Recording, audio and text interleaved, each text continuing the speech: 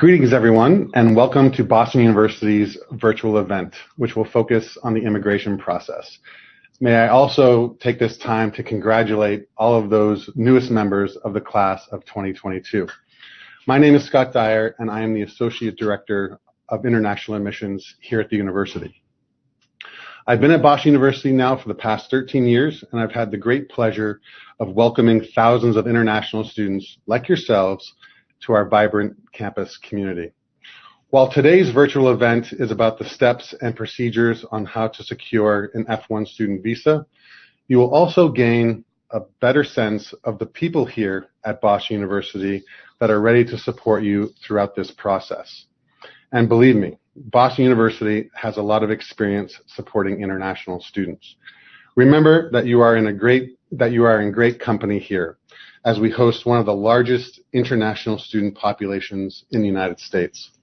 Our students come from more than 100 countries, and so the chances are that no matter what country you are from, we have experience assisting students just like you.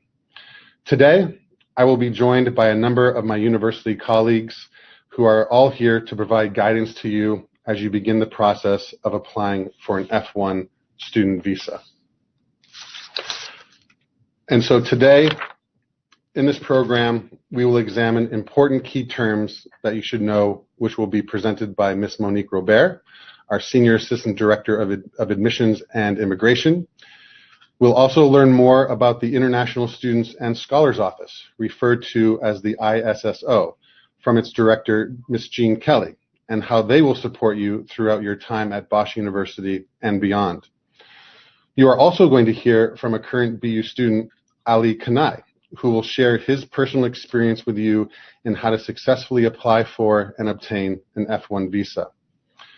During the course of this presentation, we welcome you to type in any questions you may have, as we have reserved time at the end of this presentation to address as many of those as possible.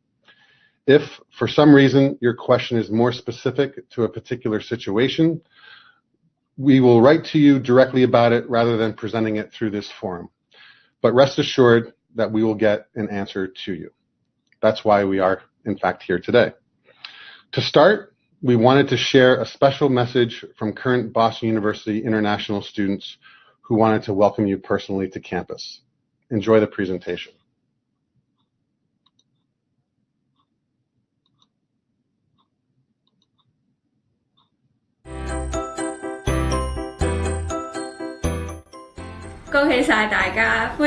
Boston University. Félicitations et bienvenue à BU. 恭喜，欢迎来到波士顿大学。When I come here, I found there are so many international students here, and also there are so many international organizations that we could participate in and to experience different culture. And the diversity of the campus makes me feel like home here. Congratulazioni a tutti, benvenuti a Boston University. Sizi çok tebrik ederim. Boston Üniversitesi'ne hoş geldiniz. Every BU student I met is really proactive in their own styles. Everyone's trying to do their best. Everyone's trying to pursue more. So there's always a dynamic and vibrant community feeling. Bonjour et bienvenue à Boston Université. So the international community has the foundation of why I feel so welcomed and comfortable here at Boston University. Felicidades, bienvenidos a Boston University. Congratulations, BU में आपका स्वागत है.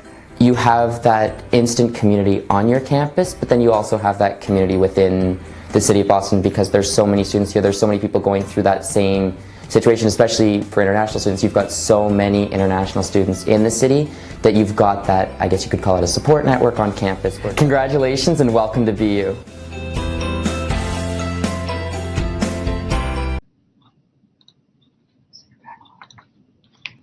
Hello, everyone. Thank you for joining us, and congratulations to our class of 2022, our new Boston University Terriers. My name is Monique Robert, and I am a Senior Assistant Director of Admissions and Immigration. I head a team of experts at Boston University to support new incoming students with their visa application process. We will be there for you every step of the way, and we are here to support you throughout the process. Before we get started, I'd like to review a few terms with you with which you will need to be familiar. So the first term is an I-20 form. It is the I-20 Certificate of Eligibility of Non-Immigrant Student Status, and this form is issued to every student who will be studying in the U.S. on an F1 student visa. My team will help issue you this document after you pay your enrollment deposit. After you have enrolled, we will review your file, and if it is complete, your I-20 will be shipped to you directly by a private courier. If your file is incomplete, we will reach out to you directly to collect any necessary documents. So please remember to contact us if your email address is not up to date. Also remember to check your email account regularly for emails from me and my team. Once your file is complete and your I-20 is issued, like I said, we'll issue it to you by a private courier, so it'll get to you fast, and then you will be able to start your visa application process. So also make sure that your mailing address is up to date so that we can ship that document directly to you. You will need your I-20 form to pay your SEVIS fee. I'll talk about that in just a second. You will also need it to apply for your non-immigrant student status for your visa and bring that with you to your interview. And you will also need the I-20 form in order to enter the U.S. So you'll want to make sure that you keep your I-20 with you in a safe place, that you travel with it, and that you do your best to try not to lose it before you arrive. So the next term is the F1 student visa. This is issued to you by your embassy or consulate, and it is your authorization to enter the U.S. This whole presentation today is devoted to giving you information on how to apply for this F1 student visa. So more details about this process will be soon to follow. This next image will show you what that I-20 form looks like, and we will review that in detail with you to point out the particular bits of information that you will want to be sure to review once you receive your I-20. Finally, the last term is the SEVIS fee. The Student and Exchange Visitor Information System, SEVIS, or SEVIS, is a tool used by the U.S. government to track arrival, enrollment, and departures of international students and their dependents. Before you apply to enter the U.S. as a student or exchange visitor, you'll need to pay the I-901 student exchange fee. That's what we just mentioned, and that is paid through credit card for most students through a website that we will be showing on screen shortly. So those are the main terms that will be used throughout this presentation. So I just wanted to make sure that you're aware of them in advance. My team is currently in the process of issuing the I-20 immigration forms to students who are studying at BU on that F1 student visa. Many of you already have received your I-20 form, and you are currently working to complete the next steps and obtain that F1 student visa. If you have not already received your I-20, please contact us at the email address shown below there, intadvis@bu.edu, or you can call us at 617-353-4492. And once you receive your I-20, it'll be sent along with a yellow packet of information that details the next steps.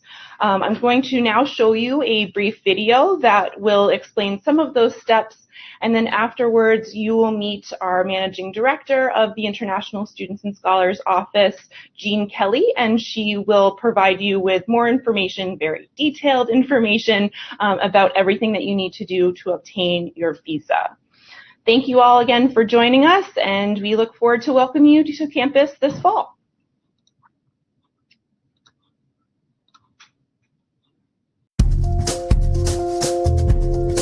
What helped me a lot is be very organized during the process, trying to plan everything ahead.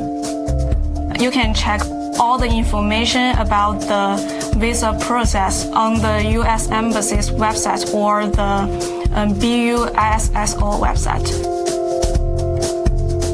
It's a good idea to start once you know which college you're going into.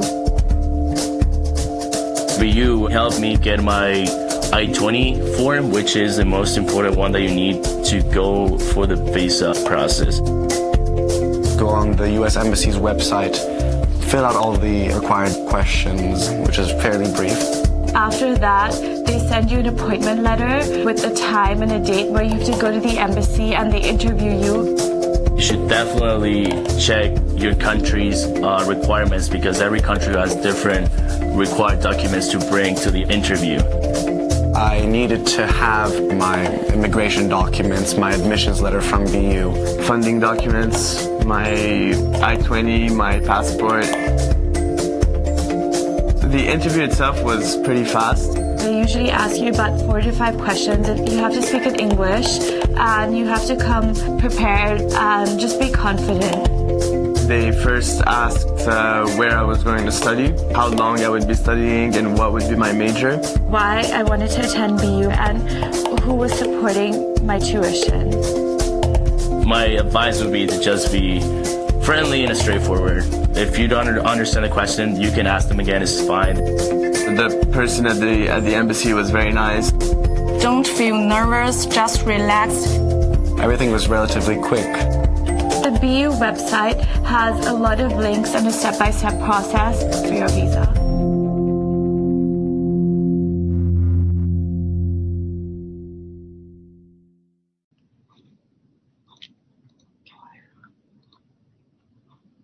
So it is my great pleasure on behalf of all of the staff of the International Students and Scholars Office, the ISSO, to congratulate you on your admission and to try to walk you through the visa application process. We're going to go step by step through the process.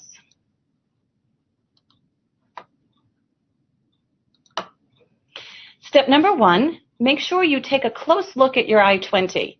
Make sure that the name that's reflected on the form matches your passport exactly. Make sure your date of birth, your place of citizenship and country of citizenship are accurate so that we can make sure to get you started with all of the right information. Also make sure that your passport is valid. Generally, we recommend that your passport be valid for at least 6 months after you're making your entry into the United States. But hopefully you'll find it's valid for a lot longer than that so that you can use the same passport throughout your entire stay. You'll need to pay a SEVIS fee.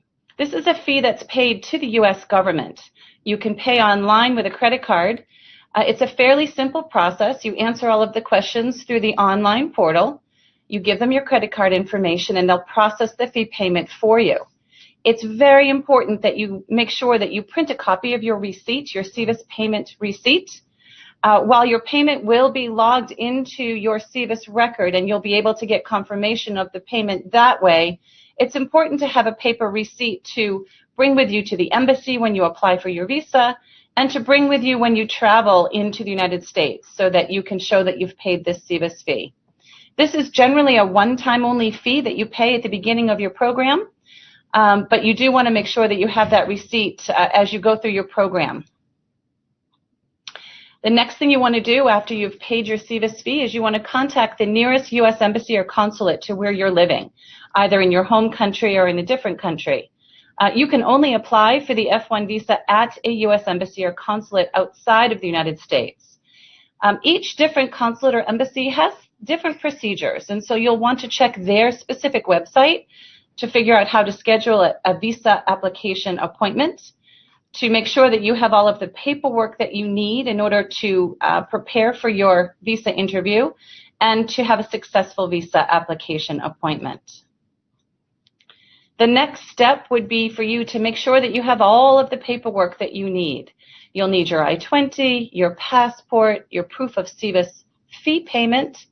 You'll want to make sure that you bring copies of your financial documentation proving how you'll pay for your living expenses and for your tuition while you're in your program. But you also want to be prepared for some of the questions they will ask you. Generally, the visa interview is a very short period of time. It's usually 3 to 5 minutes. So it takes a long time to prepare for a very, very short experience at the consulate or embassy.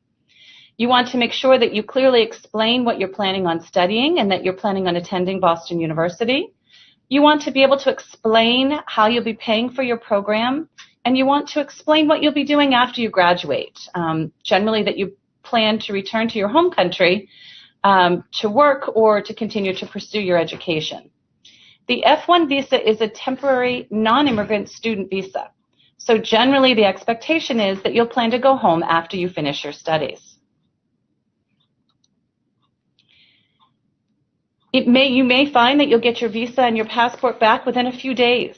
Or you may find that there's some additional clearances that the embassy would like to process your application through. And so it could take as long as 6 to 8 weeks to receive your visa. So it's important that you plan well in advance and that you start applying as soon as possible after you've received your I-20. Once you've got your visa, you want to prepare to travel to the United States. Book your flights, start to pack your bags, and get ready to come and join us here in Boston. You want to take a look at the earliest admission date that's reflected on your I-20 because you're only allowed to enter the United States 30 days in advance of the start of your program. So for students beginning on September 5 this year, it means that you'll want to book your flight August 6 or later because you can only enter a maximum of 30 days in advance. Once you arrive in the United States, there's still an additional clearance process that you'll need to go through. So you want to make sure that you have your I-20 and your passport with you on the plane. Do not put those documents in your checked luggage because you'll need to present those to U.S. Customs officials and Customs and Border Protection officials at the airport when you first arrive. You'll need to explain the same types of things to the customs officials that you discussed at your embassy appointment, that you're planning on studying at Boston University. You'll present your passport, your I-20, your SEVIS fee payment receipt, and your financial documentation, and explain that you're traveling to Boston to begin your studies. Once you arrive, it's important that you check in with our office, with the ISSO, so that we can take a look at your immigration documents to make sure that you've entered the United States in that proper F1 student status, and make sure that all of your documentation is in good shape as you begin your new program. We will be sending you more information at the end of the summer, asking you to schedule a reservation, to actually reserve a specific time to complete that ISSO check-in so that we can welcome you when you arrive. I'd now like to invite my colleague Monique back up to join me here so that we can answer some of the questions you're sending in. And I'd like to invite Ali, our international student, to give some perspectives on his visa application experience.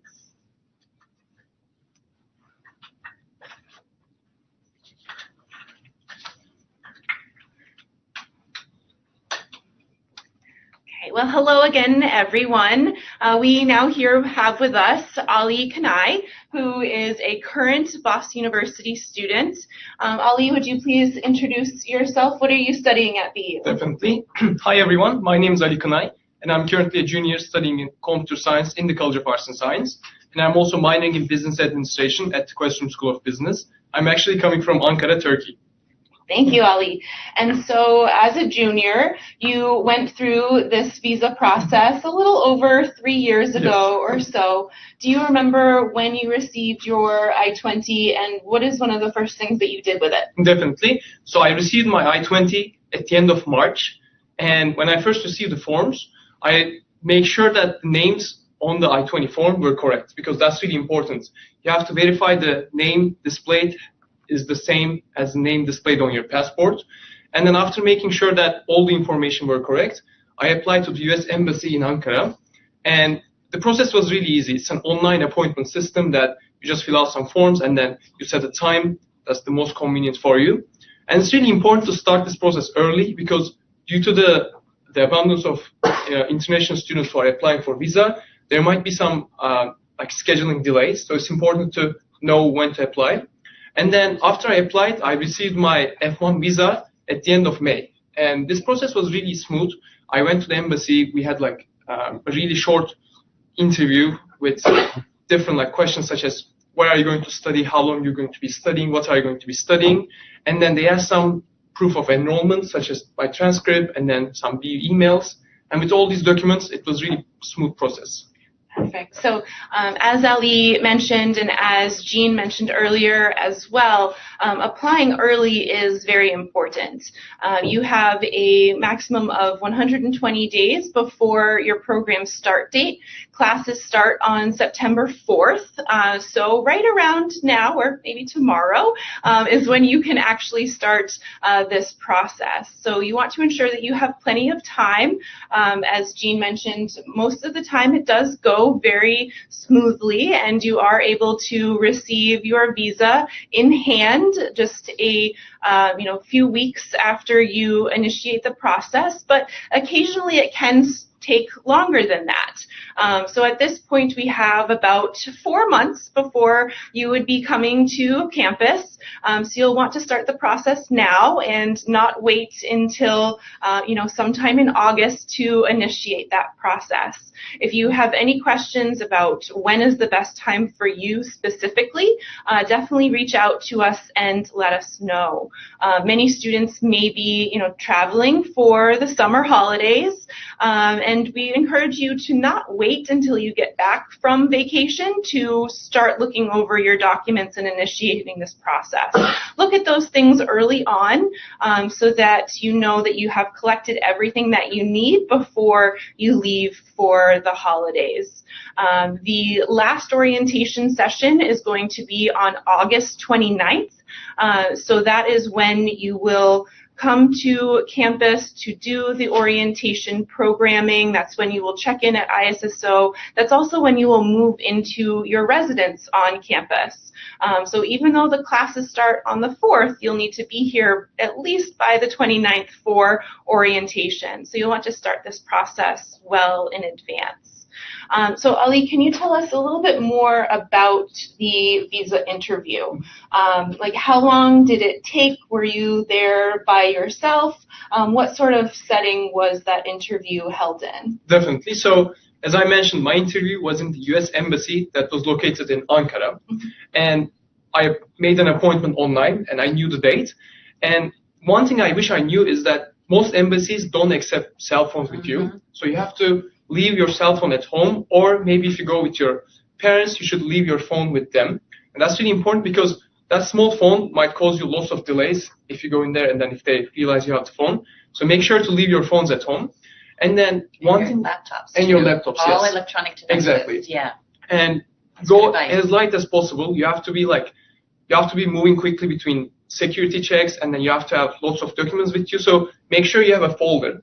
And in that folder, bring all your supporting documents. Don't hesitate to bring any documents. You should bring transcripts, proof of enrollment, acceptance letter from the Boston University, I-20 forms, and make sure that you have copies of all of those papers and have like a hard copy folder at home, just in case something happens and one of your forms goes missing. That's really important.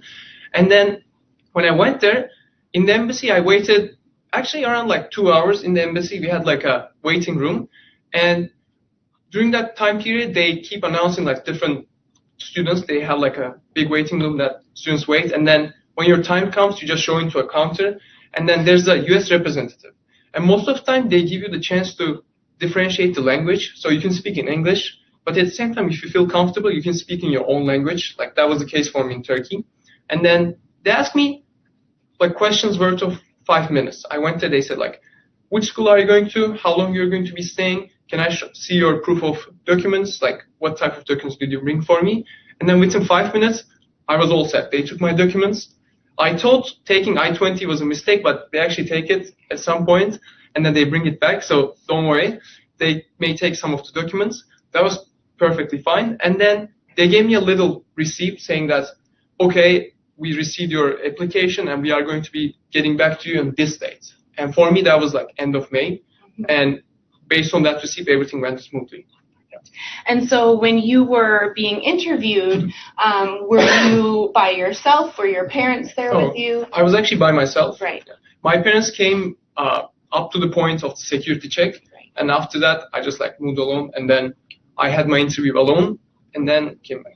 Right. So that's an important point, that you will be interviewed individually and on your own. So you'll need to be prepared to answer all of the questions from the U.S. representative by yourself. Your parents, unfortunately, will not be able to be there with you during that part of the process.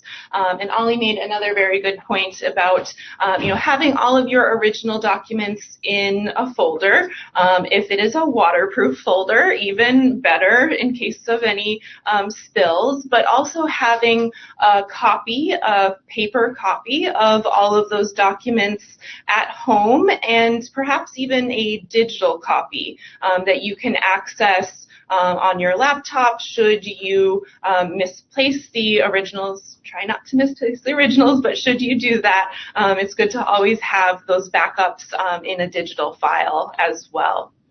Can I add something? Yeah, absolutely. I think one thing that's really helpful is, like, my suggestion is to have one set of hard copies, and then all of these hard copies should also be located in your Google Drive.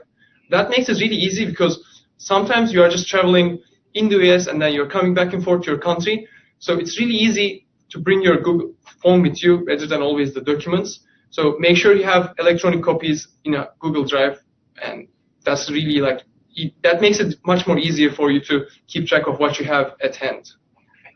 And then, so of course, after you have your visa, the next step is to make your arrangements to come to campus. We do recommend that you wait to purchase your plane tickets until you have your visa and you are sure that that process is complete, and then you're making those arrangements to come for that last orientation session. And then, of course, you will need to carry all of your documents with you, as Jean said, on your person, in your carry-on, not in your checked luggage, to have with you when you go through customs. Now, Ali, I know that you have traveled in and out of the country quite frequently. Do you have any advice for a smooth trip through customs? Definitely. So I always have one big folder where I keep my passport, my boarding cards, and my I-20. And I always keep this with me in my backpack. And it's really important to hold on to it, because sometimes people's hand luggages goes missing, and then sometimes they just leave that into the plane. So it's really important to keep that with you all the times. And my biggest suggestion is to keep everything organized and up to date. For example, if your passport's expiration date is coming up, make sure that you know which date you're going to expire. Make sure you have all the corrected CVIS or I-20 forms. And other suggestion is that make sure you keep them in the folder that's close to you. I think that's my biggest. Absolutely, absolutely. So keeping those documents close, and also just being patient as you go through customs, depending on what time of day you're traveling or day of the week. It can be a rather long line to work your way through customs, and as you are finally able to meet that custom official, it's important that you have been patient and that you're able to answer the questions that they ask of you. So just knowing that you might encounter some long lines once you get here, and building that into your time schedule, your timetable, when you're making your arrangements. So finally, Ollie, do you have any last words of wisdom, some advice for our audience today? Definitely. So you might think I'm a little bit organization type A person. I would say make sure you have a calendar and put all the important dates on your calendar and try to see ahead. For example, if you are going to receive your I-20 visa, I-20 form end of March, you should be applying for visa right after you receive it. And then you have to see if I receive my F1 visa, when should I apply for travel arrangements? So make sure that you know your timeline well, and you keep everything with hard copies with you all the time. So that's my biggest advice. Perfect. And I have a piece of advice too. So as you're making your travel plans, if you're arriving at a port of entry that's not Boston, so another part of the United States, you want to give yourself at least 4 hours in between connecting flights. So for example, if you're flying into Los Angeles in California, and then you're going to have a connecting flight that brings you from Los Angeles to Boston, give yourself at least 4 hours in between, because sometimes it could take that long to get through customs. Absolutely. Perfect. And also some students have to take their luggage out, right? Absolutely. For example, when they arrive to Los Angeles, in Turkey, if you go from like connecting flights, you don't have to take your luggage. But in the United States, when you arrive and if you have a connecting flight, you have to take out your luggage. Correct. And then go to the next gate and then resubmit your luggage. Correct. Yeah. That's correct. That's good advice. Very good advice. Okay. So I think at this point we have questions coming in from you all at home. So we're going to take some of your questions now. So the first question is, when will I be receiving my I-20 form? I haven't received a hard copy of my acceptance letter, and when will I receive both of those? Okay, so you will receive your I-20 form after you pay your enrollment deposit and your file has been reviewed by our team. If we have all of the documents needed in order to issue your I-20, that will be issued in about 1 week or so after your file is complete and all of the information that we have is on record. And a hard copy of your acceptance letter will be included with your I-20 in the packet that we ship to you directly. Perfect. So the next question is from one of our neighbors to the north in Canada, who says that they are a Canadian citizen and they were told that they don't need to do an interview. Is that correct? And I will let the expert give you all of the details. That is correct. So citizens of Canada are not required to apply for their visa in their passport to travel into the United States. So as a Canadian national, you want to make sure that you review your I-20 to make sure the information is correct. You want to pay your SEVIS fee and make sure you've got the receipt for the SEVIS fee. And then you present your passport, your I-20, your SEVIS fee payment, and copies of your financial documents as you're entering the United States. And you make your official entry as an F1 student as you go through the port of entry at the airport. So I think you'll find that you get to skip the whole process of trying to apply for the visa, but you still need to make sure that you present all of that documentation when you first enter the United States. Yes, it is very important for our neighbors that's to the north, our Canadians, to make sure that they wait to receive their I-20 and they pay that SEVIS fee before entering the U.S. because when you come here to study, you will need to enter in F1 status for your studies. So our next question is, do I have to pay the SEVIS fee more than once? And Gina, you can answer that question easily as well. And sure. So generally, the SEVIS fee is a one-time only payment. You make this payment at the beginning of your academic program, and then that payment moves with you through your entire F1 program. So generally, you only have to pay the SEVIS fee once, provided you maintain valid status and that you work through the standard process for the F1 visa. And so the next question is the SEVIS school code on the I-20? The answer is yes. On the I-20 form, you will find Boston University's school code. It's a long number. It starts with a BOS, and that will be on the I-20. And you will need that when you are paying your SEVIS fee. Of course, if you're not able to locate it or have any questions about that, you are most welcome to contact us and we'll help you locate that on your form. And Monique, can I add something there as well? So the I-20 also reflects your unique SEVIS identification number. So at the top of the I-20 form, you'll see that there's a number that begins with the letter N and a series of zeros. That is your unique SEVIS identification number. So as you're paying the SEVIS fee, you'll need to know what your SEVIS ID number is so that you can make sure it's credited to the proper account. Perfect. Thank you. Sure.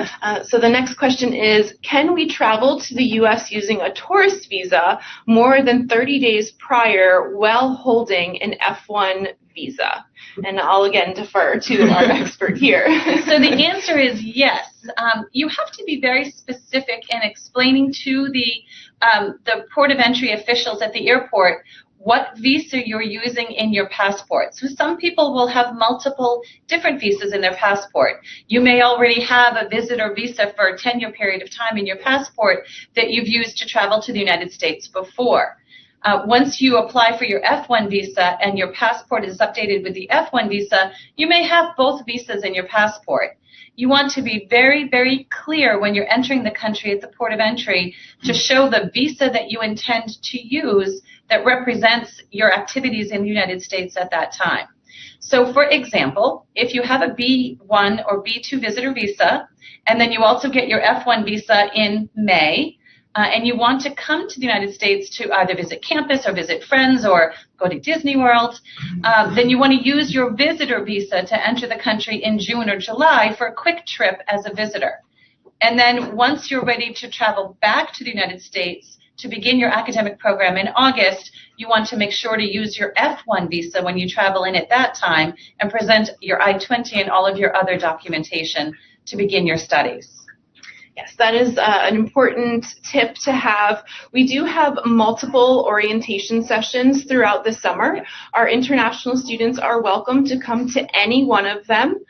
Most of them are going to be in June. So if you wanted to come to orientation in June after you finish your high school studies, come here, make it a vacation. You're welcome to do that. You would enter most likely in one of those B visas, and then, go home for the rest of the summer before coming back to start your classes. So you're certainly welcome to come in earlier for an orientation session. Many of our students, though, will just attend that last orientation so that they only need to go through the process of entering the U.S. once before the start of classes. And the dates of that session 6 are August 29th through September 3rd. So you want to plan to arrive maybe a day or two before that so that you can settle in, move into your housing, and be ready to begin the orientation program. And the next question is passport number on the I-20? I am waiting for my new passport. And Jean, you can let them know that we had the CVSV ID on the I-20, but the actual passport number is not listed on the I-20. That's correct. So if you're in the process of getting a new passport, you want to make sure that you have your new passport before you begin the F1 visa application process. But it's okay if the number changes because the number is not on your I-20. Okay, so our next question is, when and how do I schedule my visa interview? Okay, so we discussed the when a little bit earlier when we noted that you are able to apply for your visa interview a maximum of 120 days prior to the start of classes. So again, classes will start on September 4th. So now that May 4th is tomorrow. You can start applying for your visa very shortly. And again, Jean, it is through the embassy and consulate that on their websites where you will arrange for that visa interview. And as we mentioned earlier, the way that you schedule your visa appointment varies from embassy to embassy. So you want to look on the consular website to go through whatever their appointment scheduling may be. Many of them have an online scheduling process, much like Ali mentioned in Ankara. Some of them might require that you phone in to schedule your visa appointment. And we always recommend the month of May. That is the best time to initiate your visa application so that you'll have your visa well in hand before you need to start traveling at the end of the summer. Absolutely. Thank you, Jean. You're welcome. The next question is, can I book my interview appointment before I receive my final exam results? You can book your visa appointment early. We know that, for some curriculums around the world, you might not have your final results until sometime in July or even August. You should not let that affect the timing of your visa interview. Our next question is, how can we confirm my file is complete for an I-20 to be issued? So you can certainly call or email our office. On a previous slide, there is our contact information. This presentation will be saved on College Week Live for you to view at any time. So you can certainly refer back to it or just look on our website, which is bu.edu/admissions, and you'll find all of our contact information there as well. And we will be happy to look into your file and review that with you. But after you pay your enrollment deposit, we will send an email directly to you, tailored to your own file, listing out what is still needed if your file is incomplete. So be sure to check your email, check your junk and spam folders as well. It might be sitting in there. But if you have paid your deposit, you most likely already have an email from us, unless, of course, you just paid a couple of days ago, and then you'll be receiving one maybe today or tomorrow. Okay, our next question is, my passport will expire while I am at BU. Will I need to apply for a new visa? So you will, of course, need a new passport, but Jean, maybe you can give some more information about that process. Yeah, and the answer to that is it depends, because the length of your visa varies based on your country of citizenship. So it may be that you'll have to apply for a new passport, but the visa that you have in your old passport will continue to be valid for the duration of whatever that period of time is. So for a while, you may carry two passports with you, your new passport with the new expiration date and your old expired passport with the visa that's still valid in the old passport. So it's really going to depend on the length of the visa, and it's going to depend on how long your program lasts. Thank you. Okay, and those are the types of questions that we help students with after they arrive. So that's one of the International Students and Scholars Office we have a staff of 23 professionals that will help answer all of those questions for you after you arrive.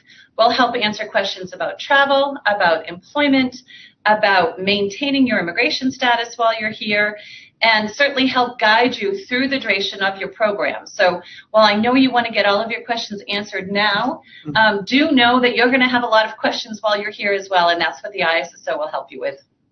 Absolutely. Okay. And so the next information is, when will we get housing information? So that information as to filling out your housing survey is actually already available on your BU applicant link web account, your web portal. So that place where you viewed your admission decision, you can access the housing survey. We do recommend that you complete the survey early on, and then after it is completed, we will send you your housing assignment. Usually that assignment is sent out in late July or so. If you need more information about housing, the housing website is a great resource. It's just bu.edu/housing, and they have everything from maps to floor plans for the various types of residences that you can choose. Ali, I know that you've lived on campus for a while now. What is the residence that you lived in your first year? In first year, I lived in Warren Towers, which was one of the biggest freshman dorms located on East Campus. And the way I chose Warren Towers was based on the location of my academics. So I'm studying in College of Arts and Science mainly, so I wanted to have close distance between my dorm and the classroom, so Warren Towers was the best fit. It's right across the street, exactly, right? Yeah. And BU is actually doing a good job in actually looking at those surveys and matching you with the good rooms, but at the same time good roommates. Absolutely. So on that survey, we will ask about whether you're a morning person or a night owl. Do you like to study in your room or in the library? So we will pair you with a student who has similar habits, so that you're able to, cohabitate rather easily as well. So, exactly. Okay, so our next question is, if parents are accompanying freshmen to BU, would it be possible for parents to receive a letter of invite for their visa document submission purposes? I know that we do often issue these letters. So what we would ask is that you send us an email with your request, so we have it in writing. We will need to know, of course, your parents' names, and then also their travel dates. When are they going to enter the U.S.? When do they plan to leave the U.S.? And then we also would like to receive a copy of your parents' passport, and that should be sent as a PDF attachment to the email. And once we have that information, we will issue you a letter, and we will send it to you back to you as an email attachment as well. So you'll have that right away for your visa, for your parents' visas application. Okay, the next question is, there are blank categories on page 2 of the I-20. Do I need to complete these? So in the yellow packet of information that we send you, there will be those detailed instructions of what to do with your I-20 once you receive it. You will want to, as we've stated previously, review it to make sure that all of your biographical information is correct. But the only portion of that that you need to complete is your signature on the I-20 form. That is the only section that will need to be completed by you from the first time that you receive it. The rest will be completed after you enter campus, and then let us know of your travel plans. And I might add that if you're not certain about some of the information on the I-20, feel free to check in with us. Check in with Monique's team. If you have questions or if something looks a little bit strange to you, let us know, because you should not be making any other changes to the I-20. That is an official immigration document that's issued to you from an official government database. And so any changes to that I-20 effectively make it an invalid document. So if your name is not spelled correctly, we have to fix that for you and issue a new document to you. So Monique is absolutely right. You want to sign and date the very bottom of page 1 of the I-20, and then there should be no additional changes necessary to the document. Yes, exactly. Thank you. So our next question is, how do you know the exact documents to take with you to the interview? Is there a list on the embassy or consulate website? So Ali, how did you know what documents you needed to take with you for your interview? Definitely. So this was a little bit while ago, so I'm not 100% sure like which specific documents I had, but I remember that on the website there were specific recommendations that was like common for every visa process. So I reviewed some of those, and most common ones are transcript of your high school, proof of enrollment to your high school, and then Boston University acceptance letter, and I-20. And I believe with those 4, you are most likely to have like all the support documents, but do make sure your location-specific requirements on the web, and it's really available online. Right, and of course you'll need your passport, and you'll also need your financial documentation, which certifies that you are going to be supporting the full cost of your education while you're in the U.S. Jean, would you have anything to add to that list? Did we get them all? I think we got them all. Your SEVIS fee receipt, you want to make sure to bring that with you as well. And there are lists in a lot of places to refer to. There's a list on the International Admissions website, and in that yellow packet that you received with your I-20, there's information and a list of documents on the ISSO website. But then there's also lists of documents on the specific embassy's website where you'll be applying for your visa. So you want to just check that list as well to make sure that you have everything you need. Thank you. Okay, so next question. Can we talk about housing options for freshmen? So Ali, I know that you've been on campus for a while, and now you're very familiar with the residences. Where would you recommend that our freshmen live? You had mentioned you decided by geographic location that your residence was right across the street from your classroom building. What are some of the other residence halls like? Definitely. So I would like to first emphasize that there are no specific freshman housing. Like, students are able to choose any housing on campus, but I think it's really wise to choose a freshman dorm, because you will be living with all your friends and like all your community, and they're going to be your first friends. So it's important to have this like freshman dorm where you'll actually like see your freshmen, because sophomore years might have their own communities already set. So it's nice to be with freshmen in your freshman year. Some options are Warren Towers located on East Campus, and then Towers located on the Bay State Road, West Campus, West Campus Hall, Ridge, Sleeper, and Claflin dorms. And then there are some other options on South Campus as well. But as I mentioned, the most common ones for freshmen are East Campus, Warren Towers, and then West Campus, Ridge, Claflin, or Sleeper residence halls. Exactly. So those larger residence halls where they hold, upwards of 1,000 students, they're not specifically for incoming freshmen alone. Students of all ages live there, but because they are the largest, that is inevitably you'll find the most new incoming students who are living together. So they have the most services, they have dining halls within the residences. Of course, all of your laundry is located in there, but they also have, quiet rooms for studying and media rooms and your mail rooms. So it really has everything that you need in one convenient location. And because they are so large, they are very social as well. So it's very easy to meet friends.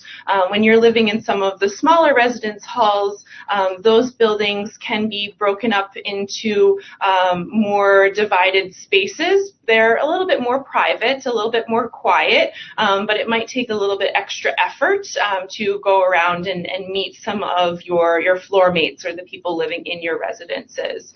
You can really live anywhere. On your housing survey, you do have 5 options to write in which residences are your top 5 choices. And we're typically able to place students in one of their top 3 choices. So the one that you are most interested in should go at the very top of that list. And I would encourage you to take a look at all of the videos on the Admitted Student website, because there is a lot of information out there. So do your research now so that you can try to figure out what you think might be the best location for you. Definitely. I was going to say that because I didn't see the campus, like the dorms beforehand. So seeing the YouTube videos was really helpful for me to get a sense of like the school location and then like the dorms, some of the inside dorms, and then some of the dining halls. Perfect. And then when can students move into their dorm? So as we mentioned, classes will start on September 4th. Orientation will start, the last orientation session is on August 29th. So most students will be moving in around that August 29th date. If you do need to come in earlier, you can work with the Office of Housing for an earlier entrance date. They're very flexible. They're willing to work with you if you need to come to campus a little bit earlier. We do also have an exciting option for our first-year students, the First-Year Student Outreach Project, which is a community service project that takes place the week before classes start. So if you've already completed orientation and you wanted to come back a week early to do these community service projects, you would move into your residence a week early. With your F1 student visa and your I-20, you are not able to come to campus or enter the U.S. More than 30 days prior to your program start date as an F1 student visa. But the most that the housing office would allow for an early move-in is about a week or so before the start of orientation. So you certainly will not have a residence a month before classes start anyway, but it's 30 days for your I-20 and about a week or so before classes start. All of that information is available on the housing website for what is the exact earliest date for you and how to go about requesting an earlier move-in date should you need to for your travel arrangements. And I think most students, if you're attending the final orientation session 6, most students are planning on moving in that Tuesday, the 28th. So that might be a good date to plan for as well. Okay, so we have a few minutes left for questions.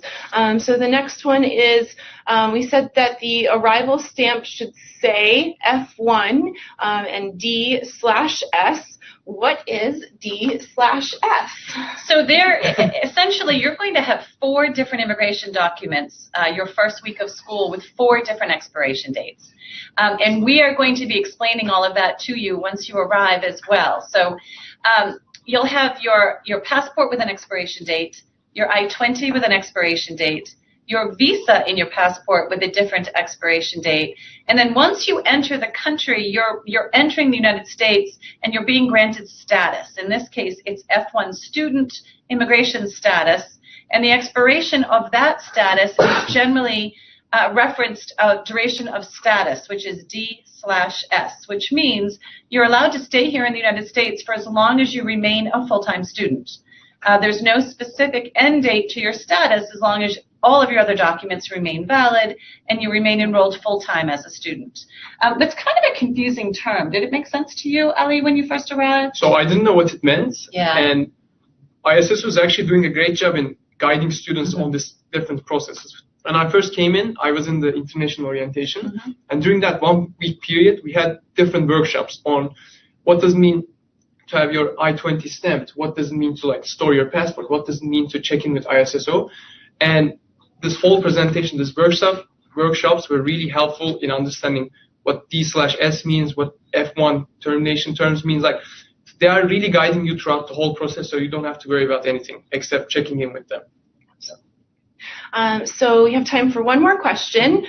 So our last question will be, will you post this whole presentation for the replay? And if yes, where will it be posted? So yes, of course, we are going to post this tape or recording of the presentation for you to refer back to. It will be posted on College Week Live, so you can watch it as many times as you want and refer back to those slides. You can refer your friends and family to it as well, and it will also be available on our YouTube channel, which is Apply to BU. Okay. Well, thank you all so much for joining us here today. Please remember that we are happy to take your questions by email and by phone as well. Our direct email address is intadvis@bu.edu, and our telephone number is 617-353-4492. Thank you all for tuning in today, and we look forward to welcoming you to campus. Bye.